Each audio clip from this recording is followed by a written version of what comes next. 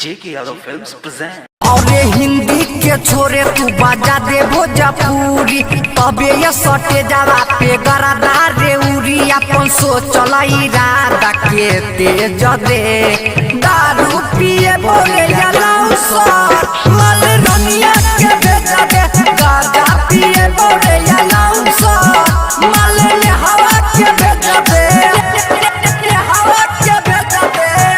और हिंदी के छोरे तू बाजा दे भोजपुरी तबे ये सटे जरा पे गरदा रे उरी अपन सोचल इरादा के तेज दे दारू पिए बोले जलाऊ सर मल रनिया के भेजा दे गाजा पिए बोले जलाऊ सर मल ले हवा के भेजा दे गाजा पिए बोले जलाऊ सर मल ले हवा के भेजा दे हवा के भेजा दे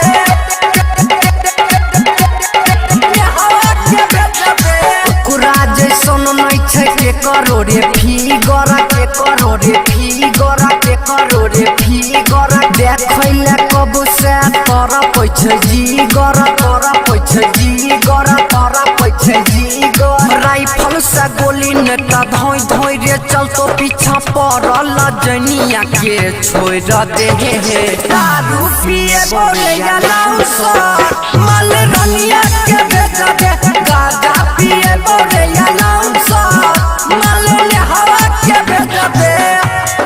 गाजा पिए बोले जलाऊ सर मल ले हवा के भेजा दे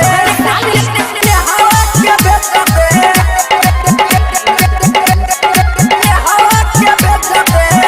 हीरे पतली कमरा ओकर अखिया नसीली अखिया नसीली अखिया नसीली रवि धर्मवीर मस्ती में हिली मस्ती में हिली मस्ती में हिली मुरलीधर किया करे छी झमेला राजीव भैया से बोला दे हे दारू पिए बोले जलाऊ सर मल रनिया के भेजा दे गाजा पिए बोले जलाऊ सर मल ले हवा के भेजा दे दारू पिए बोले जलाऊ सर मल रनिया के भेजा दे गाजा पिए बोले जलाऊ सर मल ले हवा के भेजा दे।